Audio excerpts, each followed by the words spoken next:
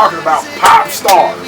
I'm talking about R&B superstars. I'm talking about female TV stars that are like on fucking... TV ever seen? No, on fucking like Nick Jr. stars kind of shit. Fucking snorting powder, popping fucking Molly and setting the pussy out. It's Sunday morning, yeah, yeah. It's Sunday morning. How y'all doing? Howdy. Yeah. My name is JellyRoll. Another Sunday morning, another weekend worth of kicking it. Now I'm sitting on my couch and mentally reliving it. Quiet on the set, quiet on the set. Alright, we are Faygoluvers.net with JellyRoll. Yeah. Fuck yeah, dude. Thank you for doing this interview, man. I appreciate it. You know, I'm glad you're kicking ass in the underground and making a name out of yourself in the South, outside of Memphis, Tennessee. Nashville. White's from Memphis, I'm from Nashville. Nashville, alright. I gotta remember White's that. notoriously from Memphis, so he's always overshadowed me because I represent my city, so I guess White never just so Memphis. Yeah, I get them mixed up all the time. I've never been there, so I guess I would have to... No, yeah, it's like 3 hours apart. Really? It's right down the street. Memphis is historically, Memphis and Nashville were like oil and water, but in the last like decade, that shit's changed pretty dramatically. So pretty cool. You know, main inspiration for the title Hangovers and Hot Chicken, besides, you know, Hangovers and Chicken, what's that is the main inspiration? Well, man, initially, it started as a tour name, you know, just because I thought, like, Nashville's famous for hot chicken. You know, like, super famous for hot chicken. And I felt like it represented my city, you know, it was significant. And it also kind of reflected, you know, where my life's at. Yeah, you know, it's just so, it was cool. I'm not sold on calling my mixtape that now that we've toured it. You know what I'm saying? Like, so I'm still kind of, I'm in a weird space artistically right now. So, okay. As far as what we're going to do next. But yeah, the tour was just, I want to represent the city and give some people, you know, just kind of the best side of it. Let people know what they were up for. So. It's a cool name. I like it. It was a good follow-up for the whiskey session. You know, Hangover whiskey session, Hangover hot chicken, Calico pieces. Yeah, because the mixtape was supposed to drop last month, right? I mean, what happened with that? Just dude, like, here's the fucking truth, man. I signed a production deal 18 months ago, and it's just been fucking a headache, man. You know, I mean, it's like, I love them guys. They've done a lot for me in my career as far as, you know, they showed me a whole nother side of shit, but that shit has been fucking super headache. You know what I mean? Just every song turns into a litigation. So is this just delayed because of the contract? Well, dude, it's like, yeah, man. When I signed with this production company, I was under the assumption that the way it was sold to me, it's like a relationship. Yeah. When you go on the first couple dates and the girl's like, I cook, I clean, I suck dick, I swallow. You feel me? She's like, I do all this shit. You're like, fuck yeah. You know what I'm saying? Then she comes around. It sounds good, yeah. Yeah, and initially she'll do a little cleaning and cooking and dick sucking. But yeah, and then all of a sudden the dick sucking slow down, and all of a sudden that whole process beginning. But by now you're in a relationship. You're like, whoa, y'all been bamboozled. You feel me? And that was kind of the case, man. You know, I signed a production deal with a company and our sound just started getting different too, man. You know, I started hearing things differently than they were hearing it. They had one vision for how they thought the project should sound. Oh, that. I mean, it really happened, bro. I didn't think it happened in production deals. I've avoided a record deal because you want to do your own thing. To do my own thing. Yeah. So when I met a producer, it was like, y'all want to be a producing partner? Let's get married. You know, let's have a relationship here and, you know, fucking do our Ryan Lewis and Macklemore shit. And, you know, I believed in his brand and what he was doing. And then, you know, as the relationship developed, and maybe I just grew to be a different person. I don't know. Fuck, I'm the fucked up one of the group. I'm a drug addict who lives on a bus. So maybe I'm the fucked up one, right? But you know what I'm saying? I know what I'm looking for musically. You know what I'm saying? Me personally. So nobody has to wear this skin with me. You know what I'm saying? At the end of the day, you know, and that was a dispute. So that's me being honest, man. My records are just literally, I have not dropped a project in 2 fucking years. Almost. A real one. The whiskey session was something that they threw out. I didn't want the whiskey sessions to go out. Is that why, like, it just, I don't know. Why it just kind of popped up one day? I was like, hey, we're on iTunes with this random ass acoustic out. What the fuck is going on, right? Well, we did the videos for it initially, and that was said to be a package, but it was a whole different plan, man. You know, so are you like trying to get out of the contract with them, or are you just like? Fuck yeah, man. Well, I mean, it's not like trying to get out of the contract, because, you know, they got a lot of money wrapped up in the project. Oh, so it's a litigation. I mean, let's go through it, dog. But, I mean, that's why I told you I was just ready. You're going to be the last interview I'm going to do for a while, because it's fixing to get weird. I hope it don't. I mean, I hope they just let me, you know, that we can amicably split and do an override about the money. It just sucks when, like, you go in there with your own idea, and then someone else is like, no, do it like this. Like, it shouldn't be like that. Well, yeah, and it's like, well, here, initially we had a really good thing going. But just, you know, I mean, it's just business, man. And I'm just the guy that I'll just be honest enough to, I feel like I owe it to the little bitty core base of the fans that I do have. I don't have a lot of fans, but my fans are the 300. My little fans, they're hard. My little group of guys, the people that are so, like, fuck with my music, I'm like a hot guy. You either fuck with my music or you don't. And I'm okay with that. That's the kind of music I want to make. I want to make music that makes people either go, we fuck with that, or make them go, it's not me. And that's a good line, yeah. But it's like, that's a good line in the sand for me. You know, I'm in a good place with that. You know, so it's like, yeah, it's just business, man. It's just, I just feel like I owe it to tell them the truth. And be like, man, this is what's been installed. So I tell you what's for sure, I'm going to release some music. Therapeutic Music 5 is coming out December the 4th, for fucking sure. Okay. And the top of the year, I will release a mixtape for free. And it will be 10 to 12 songs of the best music I've ever released. And that's the biggest thing I'm gonna do. Is coming out free. Yeah, I'm excited, man. I'm gonna definitely have Scotty. I'm gonna play it for you when the camera goes off. No this shit. Shit is nuts. This shit is so crazy, bro. I don't care what nobody says, man. I know I got something in my phone right now. I was with Yellow Wolf the other night, played it for him, and he listened to me. Fucking Yellow Wolf? Man, dude was like, man, you're on something. Alex, everybody, listen. I've been kidnapping people to play this album. I'm telling y'all, man. I know, I really. And I'm still not through, man. I'm still crafting it. So it's like I feel really good about it. So is that why you decided to randomly leak the California song? Which I fucking love that song. I was playing it like, dude, probably like on repeat. Well, it's like I realized that. Here goes the thing, man. I realized that all of a sudden I was being portrayed publicly as something I wasn't. Right? Like I look up and I have like Yippee-Ki-Yay. Like I love the song. I stand by the song. The video was way muddy for me. And I was cool with it because initially it was supposed to be multiple shots, just a little bit of mud, and a whole bunch of other shit. It ended up just being a fucking mud video. And that's not who I am. Hear me. I'm not that guy. I like the mud, and I think that's a good culture, and I like mud bogs. I go there and get You just want like a slight, like, okay, I do this as a hobby, kind of. Well, yeah, it's kind of like, it's kind of like, fuck, I'll go play putt-putt, but I'm not fucking a golfer. You know what I mean? So it's like, I fish, but I'm not a fucking fisherman. You know what I mean? It's like, I take on a girl, like, so... You know, who I really am every day, all the time. You know what I'm saying? California and Sunday morning and when I get rich are more nostalgic of that. You know what I'm saying? Yeah. And then, you know, you had a lot of deep personal lyrics in California. I think that's what struck me the most. You weren't afraid to, like, you said what was on your mind. Yeah, for sure. For real. This whole album's like that. But it's, Therapy Music 5 is even stupid. There's a cocaine reference in there. I don't know if we can get into that, but no, it's all good, man. It's all good. I mean, listen, man. It just was that when you first went out to California? Was that when you very first did cocaine? Well, no, it wasn't the first time I did powder. I mean, you know, we've been hitting the pack forever, but it's like then I had this realization in the last couple months, man. It was like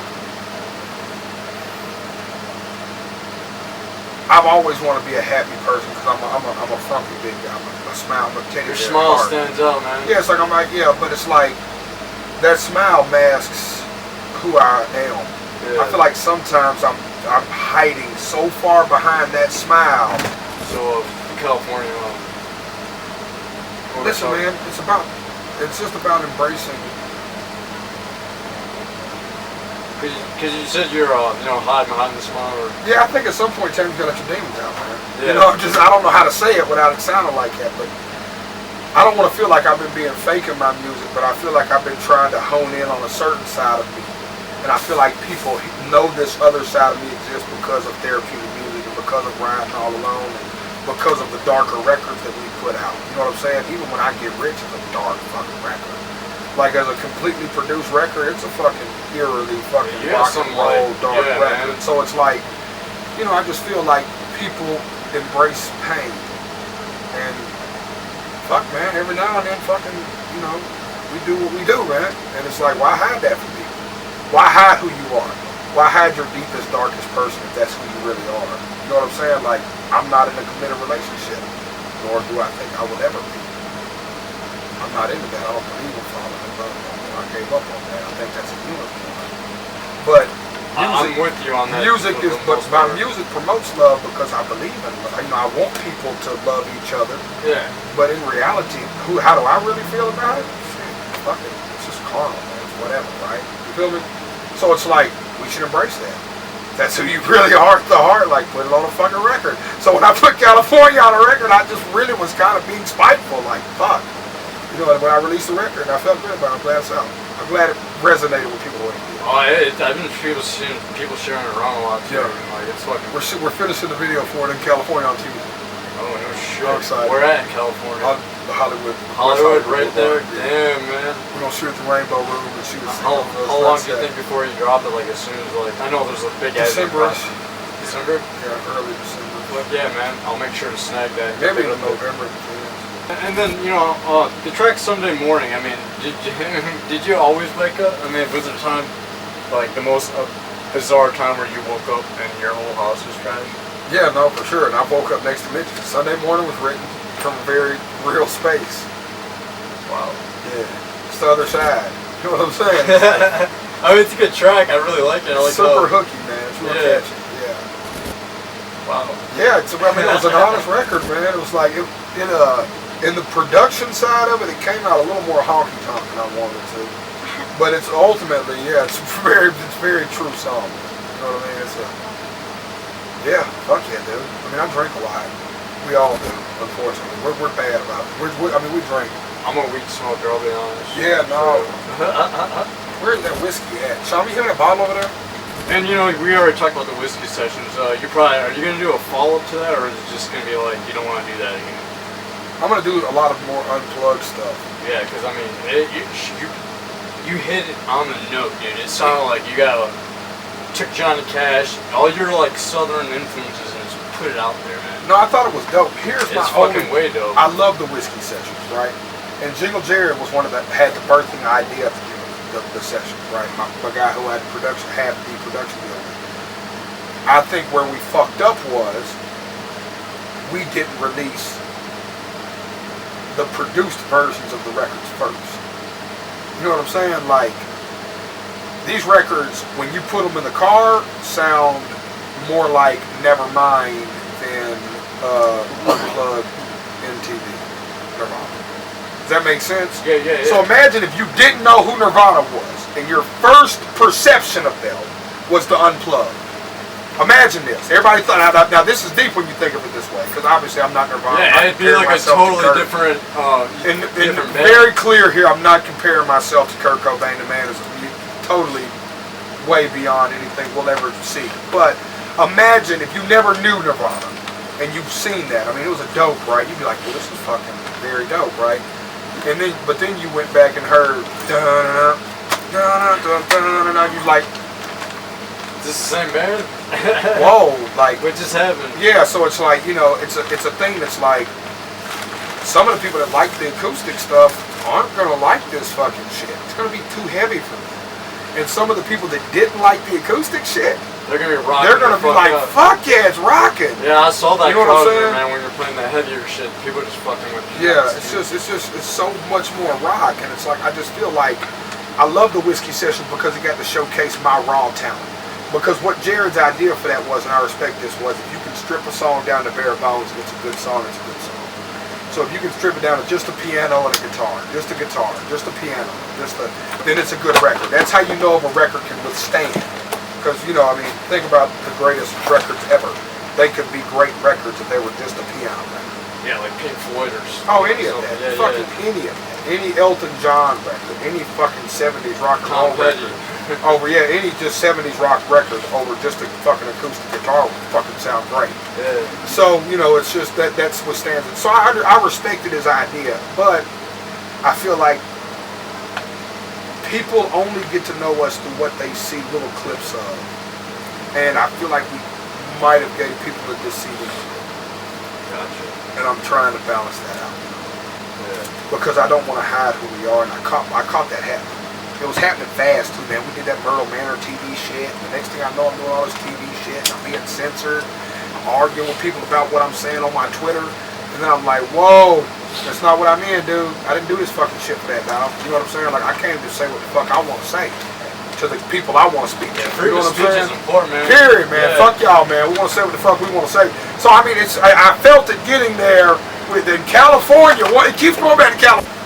And it's okay to be that, man. It's okay to be fucked up, man. Not every, it's like, I think that's the biggest thing that we are preaching right now. Is that the biggest thing, it comes out wrong when I talk sometimes, but it's okay, man. We're all fucked up. Embrace it, be real about up. it, man. I mean, be fucked up. Sometimes I just want to get stoned and just chill, you know? That's it, period. Yeah. You know what I'm saying? Fucking, yeah, it just happens. You know what I'm saying? It just is. Some nights I drink, on nights I shouldn't drink. Nights that you know you have important shit to do the next day. You feel me? Sometimes I smoke pot when I know I have to go see my PO. Sometimes I just make those kind of fucking mistakes, man. You know what I'm saying? That's just what I do. So it's just like 5:30 a.m. We looking about an 8 a.m. bus call. He looks me in the face. We just smile. It's just like, just keep going. We made a poor decision tonight. We're on this subject. I saw on Twitter. Did you really have a Xanax competition with Lil White? Oh, the Xanax competition with Lil White? Yeah. There is no such competition with Lil White. He is uncompetable in that world. That dude is a machine. He has a liver made of steel, right? And his kidney has completely found a way to process pills without it affecting him. It's the weirdest thing I've ever seen. Kudos to fucking Lil White for being a drug addict. I was just curious about the girl. I'm like, no way. That's. I tell you this though, I allow drink Lil White. Yeah. No, I allow drink Lil White. But I mean, because he'll drink himself. Because he's little. But he's a little bitty fella. Yeah. So yeah, we noticed on the social media the Detroit show was fucking wild for the tour. Oh yeah, the Detroit show was. Yeah, let's get into that. What exactly went down that night? First of all, it was at this place called Harpo's, which is like this super historic rock and roll. Yeah, it's down the ghettos of Detroit. It's in the super projects of Detroit. First of all, one, I had no business playing. For no other reason but the fact that motherfucker is huge. I mean, it's an old abandoned warehouse, dog. It's fucking like 3,000 to 5,000 people, right? And we just couldn't fucking we put quite a few hundred kids in there, a lot more than I thought we would. It was a huge place, and a fight broke out while we were performing, right? Oh shit. Oh dude, it was like a loud fight, like you could hear over the speakers. I'm like, stop me. I look down, these two dudes are getting it. But the light, Harpo's stage is so high, and the lights are so bright that I couldn't see down. I just seen two dudes just jacking. So I ran through the side of the stage. I'm like, fuck, I gotta break this fight. I'm gonna fuck up my show. You know what I'm saying? Like, this is fucking super gay. First time headline a show in Detroit. I go out there, and by the time I get to the crowd, all I see is one dude clearly on top of another dude. So I'm like, this is the aggressor. I need to grab this guy. So I go to grab him like on some security, like, I didn't hit him. I wasn't being malicious because I knew all these people are here for me. Nobody's here with malice, right? So I didn't hit him, but I'm like, I'm going to pull him off. So I go to grab him and jerk him off, like, I guess like around his neck, like you would grab a motherfucker. And when I pulled him back, put him all the way to sleep. Oh shit. Completely unconscious. Snoring right away? No, like all the way fucking world star, oh god. Oh no, he was fished crisis. out. Oh, he was fished out. No, it was all the way crisis mode. I'm like, oh. So then, but and also in the process of this, I realized I know the guy. Like he's fucking the homie. Like he's one of the homies. Like he's one of my homies too. Like he's the homie. So I'm like, oh, he's a super juggalo too. Like super homie. I'm like, oh fucking shit. And what's even worse was he was on top of another juggalo. He was breaking the fight up or something. But I don't know none of this, bro. I'm on stage, right? So I'm seeing lights and down and. I don't know if you've ever been to Harpo, but I mean, literally the stage is fucking 10 foot in the air. 10, 12, 15 foot high. It's fucking.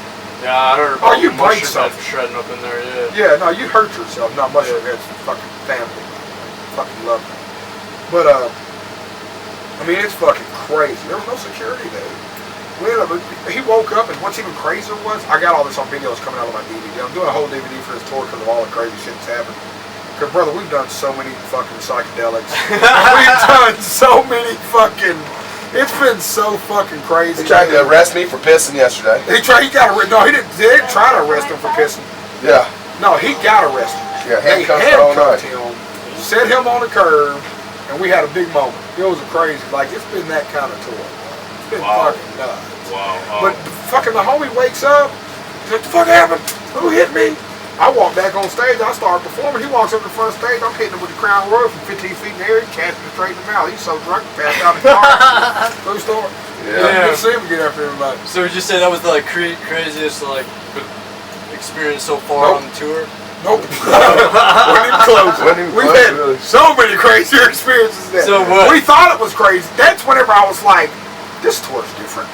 I was like, at that point, I was like, this is getting special. But yeah, man, no, it's been fucking crazy. Some like punk rock shit going on back. No, it's been a lot of punk rock shit, but it's been a lot of just fun. Like, dude, fucking, like police ended up on the bus one night. I talked us out of going to jail. I mean, it's like we've had some like.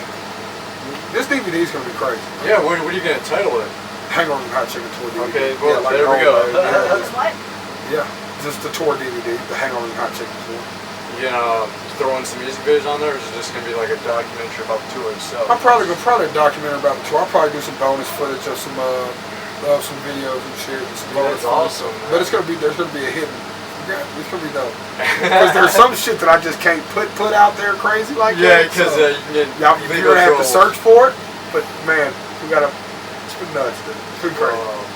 I can't express it. It's been fun. How many hours do you think it'd be? Like 2-3 hours? Probably about, like to actually edit. 60 to 90 minutes. 60 to 90 minute DVD. Yeah. Fuck, we're gonna edit.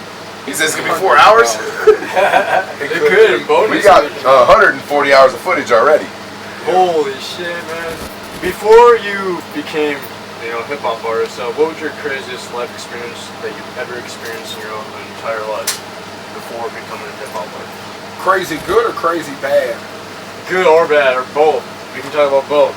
It's up to you, man. I mean, the craziest bad was, dealing with jail and death. Nothing will ever. I think that's why I'm so different than most of the artists I know. These guys haven't really experienced jail and death at all. They just rap about it. Well, it's not even that they just rap about it. Most of the dudes don't even rap about it. Like the era of people lying and went out. So now people are at least being honest about who they are. But it just doesn't change that it's just a different person. We're just different. We just look at everything differently because I've been where you can't go no further. You can't take nothing else away from me that I've already had to. Well, it's deep. I have nothing to fear no more. You took it off me. Y'all stripped me naked and put me in a cell and not let me call anybody. You probably had a lot of run-ins with the police, I'm guessing. Yeah, so it's like my thing is when that's happened to me, when you literally carry a casket of the closest person to you, somebody you look at like a son, or somebody you look at like a brother, or somebody that you spent 10 years, decades of your life known since you were a toddler. Multiple times this has happened. I just look at all this shit. One, I'm not as fearful as y'all are about fucking evil. Not that I'm Superman and nothing could happen to me, but just fucking besides death, what the fuck can? Like, you know what I'm saying? Yeah. Really, when you gonna beat me up, you gonna take me to jail, fucking whoop, you fucking gonna shoot me? All this has happened. All the above has been done before. We felt it all, we've seen it all. I know what a gunshot feels like. I know what it feels like to be stabbed. I know what it feels like to be beat up. I know what it feels like to go to jail. I know what it feels like to be broke. I know what it feels like to sleep on the floor. I know what it feels like to not be loved. I know what it feels like to not be wanted. So that means that not only do I understand this more than most people, that makes me appreciate being wanted more than most people. That makes me appreciate being loved more than most people. It makes me appreciate sleeping in a bed more than most people. It makes me appreciate. So I just you can relate. I just know in my heart that I look at things different than 89.9% of the rappers. Wow, that's so great. The thing about that though is like you're able to connect with the fans of it, because the fans, they can relate to that, having to sleep on a floor with no because they're average people. Yeah. We're all fucking just average folks, man. Just fucking, my thing was I just communicated it through music. You know what I'm saying? That was my weird thing of how I expressed myself. Everybody has a weird way of expressing. And you You said you'll be dropping a mixtape for free. Can we talk about that? I mean, what kind of content will be featured or guest features? Lyrics. Man, the mixtape's nuts. It's real heavy. It's Therapeutic Music 5 will come out first. Okay, yeah. December. We can talk about that too. I'll box set it. I'll be through with therapy. I'm closing that chapter of my life completely. It's gonna be like really, really dark style. Well, it's just my Therapeutic Music 5. Therapeutics have always been just me venting. Okay, yeah. They have no uniformity. They have no. It's just what you're feeling. Whatever I was at in my life. Yeah. Like, you know, in going into Therapeutic Music 5, I went back and listened to 1, 2, 3, and 4. And was like, this is fucking weird. God, I was so weird in so many different places. Yeah, I'm closing that chapter of my life. In the beginning of the year, we're gonna drop a mixtape with some records on them, like some real records. Like, I'm gonna give away, and I'm gonna print up a whole bunch of them and pass them out to the street kids across America like the old days. Like vinyls? No, like, you know, like CDs. CDs stuff? Like the CDs with the sliders, the insert, like the old days. But I'm gonna put together street teams of people that really fuck with me and like really, you know, 30 to 80,000 of them. Wow. Yeah, man, we really got an idea and a vision. I've never had a vision like I have one now. If this don't work, I'm done. If this don't work the way I think it should work, because I'm also, as humble as I am, as excited about everything as I am, I also have a vision, man, and I'm also not easily pleased. You know what I'm saying? I know where I want to be at. If this don't do it, I'm just done anyway. I'm just going to go back to what I know. End up in prison or dead, and I'm okay with that. That's deep, man. It's you being honest. So you're giving away that for free? Like people handing them out for free? Fucking right. Handing them out. Wow. Fucking fact. Go to JellyRoll615.com early in the year and sign up to be one of the people to help pass them out. Man, I think I'll do it for this area, man. I'm willing to. That's awesome. For real. Yeah, we're gonna take it old school, man. Guerrilla marketing, man. Let's see what we do. Just let you speak. Any guest features you can mention, or is that too I don't know yet, man. You don't know yet? I think this might be the one project. I don't think I might have one on there. It's just gonna be you. That's a good thing too. At least you're able to prove that you don't need guest features because you are JellyRoll. You don't need that. You're already way above that. Artistically, we're just somewhere else. Yeah. We've been in a real good place. I've never felt better. I'll take some of this. And favorite moment touring with ICP at that Shockfest tour?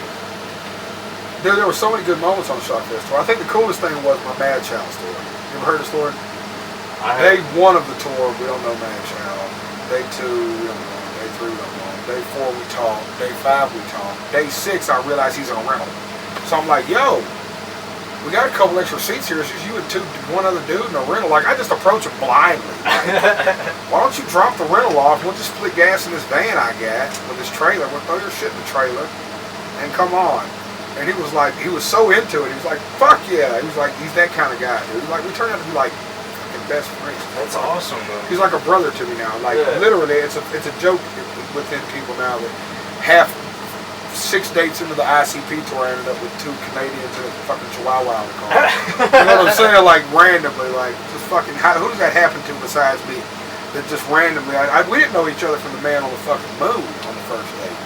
And literally, we lived in a band together for 20-something shows like that across the United fucking States. It's cool to see artists connect like that, though. Because, back people say they're like friends, but they're just doing it for publicity, Right. But you're actually like that, and that's dope. Yeah. Are you guys working on a track together? Yeah, no, we haven't. What's even crazier, we're going to though. But I think that's what makes us more friends. Like, even with Paul and Twiztid, Jamie and Monoxide. Yeah. You know, dude, I consider Mono like one of. Mono is both of those guys are really fucking nice. They're really, really great people. Yeah, I'd go fight somebody for Mono right now. I wouldn't even let him fight. If he got an altercation at the bar, I wouldn't let him fight. I'd fight for him. I fuck with Mono that tough. And like, fuck, we did the record on No Filter together. Actually, we never even talked about doing a song. Yeah, that'd be dope. Like, I mean, the same thing with me and Yella and Rich. Like, all my friends. Like, it's almost a weird thing about talking about doing music together because, you know, it's weird. Like, I don't know. I feel weird talking about my music. You just gotta be in the right place at the right time. Yeah, I guess so. When we do tracks together, it's always random like that. Yeah, exactly. I bet you Madchild is gonna hit you up one day, man. Like, yo, let's do this. No, we hit each other all the time. It's just schedules, and I'm weird about wanting to be there. Like, don't send me a record. Like, I'm like that guy. Like, I don't know. I'm not super artsy fartsy, but you know what I mean. I'm an artist at heart. When I make music, I'm real passionate about what I'm making. I want us to feel each other. I want to make good music. Yeah. You can put a beat on in the studio. If he's not feeling it, the first 10 minutes he'll turn it off and he'll never listen to it ever again in his life. Yeah, literally 10 seconds. Yeah, 10 seconds. I mean, it's that easy. I'll be like, yeah, no, that ain't. You're like, straight weirdo. Snooze button. Straight weirdo. It don't matter if Scott Storch co-produced it with Pharrell. Yeah, I won't let it resonate. I'm weird. Yeah. I got a weird process. Hey, you know, you're the artist, you know, you gotta like what you like. If you don't like it, no one need to force yourself on it, you know? Right. And then, any female country artist who would like to do a duet with? A duet with a female country artist? Yeah, I think you should do that. I'd like to fuck Taylor Swift. I don't know about us doing a song. That was a cool question. Yeah. I don't even know about doing a song with her. I'd like to marry her. Not even just fuck her. That sounds so nasty and vulgar. Even though I'd like for it to be nasty and fucking vulgar.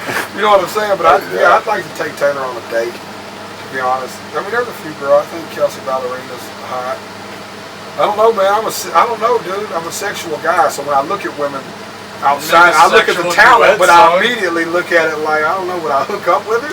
Right? Because, like, that's what I want. I want a big celebrity relationship. I'm going to do a song with her. I want to go all the way for Augusta one time. Personally. Whatever.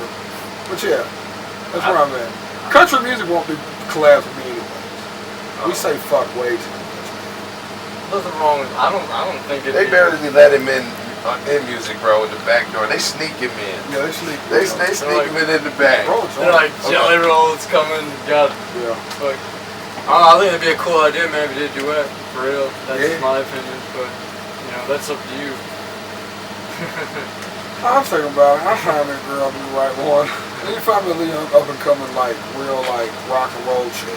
It's like not afraid to cross that boundary. Yeah. Someone like Avril Lavigne when she first came out. Yeah. You know what I'm saying? Yeah. Redhead too. That'd be cool. Avril Lavigne, reach out, man. Bumps. I love redheads. Good side note. What do you look for most in a woman when you? What do I look for in women? Yeah. Oh man, just somebody who just understands that nobody's in a situation like in a relationship right now. Yeah, I just look for that. That's probably the main thing I look for. The first thing I look for is somebody who's just understanding of my lifestyle. So, you know, that's about all I can do, man. I'm married to the music, man. So anytime I can spend with a woman is just purely recreational. And what's your own definition of white trash? I know there's like a lot of different definitions. I don't know, I'm the definition. Yeah. I don't get too much more trash than me. Well, I guess that works, yeah. That's good. Well, you know what I mean? It's just so many I think white trash is something, another thing people are not afraid to like embrace. stand with it. Well, I think people are afraid to embrace it because it's had such a bad stigma for so many years, but we're all fucking white trash. Like, I've literally, Lil Dicky is a friend of mine, right? He's like a Jewish rapper. He just exploded, by the way. I don't know if y'all heard of him. Just go check him out. He's funny as fuck. He's kind of a comedian. And we were out talking one day, and he's a super Jew, and he always jokes about him being a Jew, and his music's funny about him being a Jew, calls himself a kike and all kind of shit. He has a video one time where he was battle rapping Hitler. It's like a funny thing. Like, he's funny, right? He's great. And we were talking about something, and he was arguing with, I remember he argued with a waiter about something. And he was talking about something. And I just remember, well, that's white trash as fuck, man. And he's a fucking Jewish kid from Philadelphia, like, for real Jew. Daddy Jew, mama Jew, like, full Jewish kid. Curly hair Jew, big nose Jew. And, like, that came out bad, right? He got all the parameters Jewish. He's like the most Jewish dude I've ever met. And, but he just had such a white trash moment. You know what I'm saying? And I see fucking Fortune 500 company CEOs have fucking white trash moments all the fucking time. You know what I'm saying? Like, you go to Hollywood, you get these fucking snazzy dudes and these CEOs and these record labels with these dudes behind closed doors, and they are fucking snorting powder, they're fucking popping Molly, they're fucking prostitutes. This shit is nuts, dude. I'm talking about pop stars. I'm talking about R&B superstars. I'm talking about female TV stars that are like on fucking TV ever seen? No, on fucking like Nick Jr. stars kind of shit. Fucking snorting powder, popping fucking Molly, and setting the pussy out. This shit'll just change the way you look at life in general, dude. You know what I'm saying? Fucking nuts. Wow. Yeah, I'm like, y'all got a good one tonight. I'm on one. No, this is fucking awesome. I appreciate this. All right. If there was anything you could change in the world for the better, what would you personally change? World peace, or ending wars, or just anything you would like to do? Because I mean, a lot of artists have influence on the youth for the politics. John Lennon was really powerful, and artists like that, they had a movement going on. But I mean, what would you like to see change for the better? Juvenile kids, man. They just don't care. They don't have life outside of 15. You know what I mean? These kids are fucking full-blown catching triple homicide cases, getting double life sentences at 15 years old, 14 years old. I just feel like if they knew that life existed outside of 14 and 15, I didn't realize that. I started getting tattoos in visible places at 15 years old. And I know 15-year-old kids right now with tattoos on their face, under their eyes, permanent below the teeth, tattoos on their neck and hand, I know 16, 17-year-old kids with tattoos on their face out on bond for an adult charge at 16. Yeah, people getting tried for adults. Yeah, so I mean, we're talking about at 16 years old, you've had when you plead out with attempted murder and 2 burglary cases. You threw your whole fucking away, bro. Yeah. Because, dog, getting a job as a felon, fuck all that. No, if you work really hard, you can be that shit they tell you. Man, no, the fuck you can't. Unless you go be a fucking entrepreneur, you're not climbing no ladder or no Fortune 500 company. And the few kids that do it, they go, well, look, this felon did it. There's things called rules and exceptions. Are you familiar? They are not the rule. They're the exception. You feel me? Every rule has exceptions. You know what I'm saying? But the rule stands as the rule all the time. There's just the exception every now and then. You know what I'm saying? And that's the deal with these people. You know what I'm saying? Whole different thing, man. Wow. Yeah, I mean, I've heard 13-year-olds being tried for adults. It's like, what the fuck, 13? That's crazy shit, man. Very introspective. How would you think that could be solved? Just kids just being more connected with their families? No, just making more youth centers, man. Putting centers in these communities for these youth and babysitting, really overseeing it. It takes a village to raise a kid, man. Like, we have to really start. You have to babysit it. And I don't mean that in like the context of like babysitting little 15-year-old kids. I mean literally. We have to watch over it as a community. We have to completely be hands-on with it as a community, catching it. We have to change the way people think what is cool and what isn't cool. There's so much that has to be done. But the grassroots of it is, we as a community have to come together, because these kids don't have dads, or they don't have a mom, or they don't have a mom or a dad, and they're getting raised by their granny or some aunt or some uncle. So from beginning they didn't feel love. You know what I'm saying? So they never understood what real love ever felt like, and they didn't ever feel it from the immediate things they were supposed to feel it from. So I mean, we can't blame them. They didn't know no fucking better. Now I understand every decision they make from birth is their decision. I believe in that wholeheartedly. But the one decision they didn't make was who fucking birthed them. That's a fucking quite a hand to get dealt, buddy. You know what I'm saying? You feel me? That's a fucking quite an important part of life these days, man. It's fucking where you came from. Apple seeds grow apple trees. So, the environment is a big thing, because you could be in like a really safe city, or I grew up in Flint, man. So I mean, I saw some stuff I shouldn't have seen when I was a kid, but yeah, Flint's fucking super. I can't believe people still live there, especially with the water situation going on, lead in the water. Advice to artists just starting out on their first tour. What advice could you give them? On their first tour? Yeah, on their very first national tour. Or never pass up a shower, never pass up a meal, never pass up a chance to sleep, never pass up a ride. Never. Even if it's unnecessary. Even if you feel like I don't necessarily need it right now. Or I just showered 8 hours ago. I'll wait till tomorrow. Fuck it, I'll grab food at the next stop. Do it right when you can. Right then, every time. Because you never know what's going to happen. Every time. Every time I say, if I need a ride somewhere, I look for the first person to give me a ride somewhere. I don't wait. You know what I'm saying? If I need to take a shower, if I see a shower, I never pass one up. If there was a shower in this venue right now, I would go in there right now and take a shower. Period. Never pass one up. Because dude, fuck around had 2 or 3 days where you showered just wasn't in your fucking cars. Especially them first couple tours. You're playing venues that don't have fucking showers. Yeah, I've read it's really hard to maintain laundry. I heard like bring in bands, make your own like artist t-shirts, you know, when independent artists are opening up for you guys like local acts, giving t-shirts is a good idea to do. Yeah. So they can wear them, you know. Yeah, no, when people do the shirts, that helps us too. What I learned doing in the beginning was I literally pack. He's got to pack strategic, pack like you can't do it. It's just different. Yeah, they'll get it. So it's all fun. More than anything, just enjoy yourself.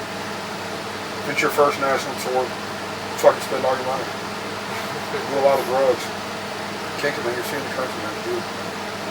Fucking wow. Yeah, man. Fucking. Even up here, it's so pretty. I don't think y'all don't know how pretty it is in California. I think maybe y'all even undermine it a little bit. I do because when I talk to you, you're like, oh yeah, no, it's pretty. It's like, no, moving from Michigan to here. I get it, yeah, like, you know. How do you react when fans come up to you and tell you that they say your music saved their lives? How do you react to that situation? Well, it's hard. What do you know?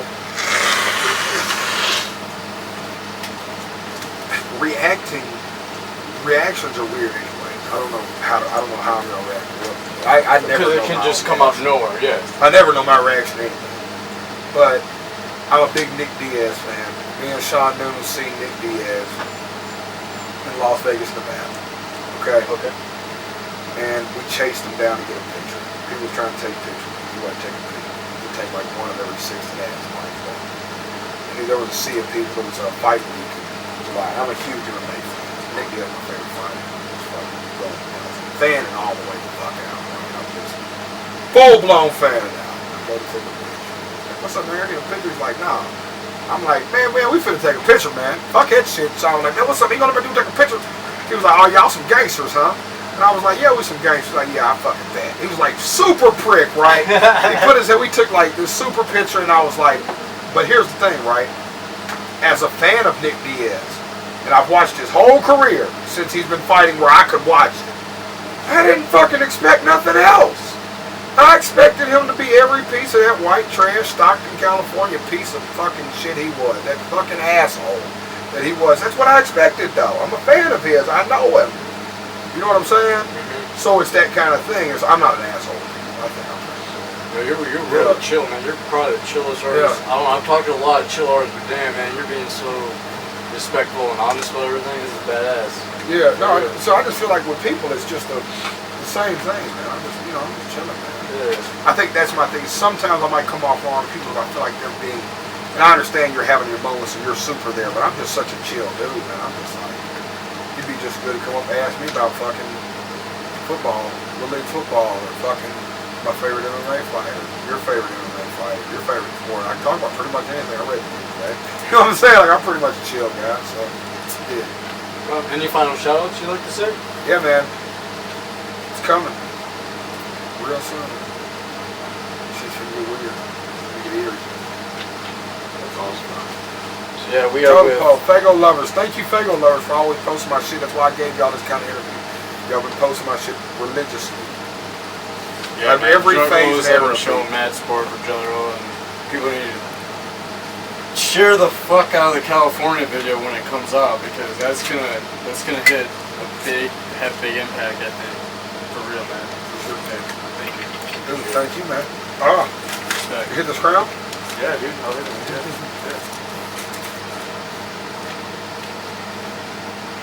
Thank you. Y'all are good to talk.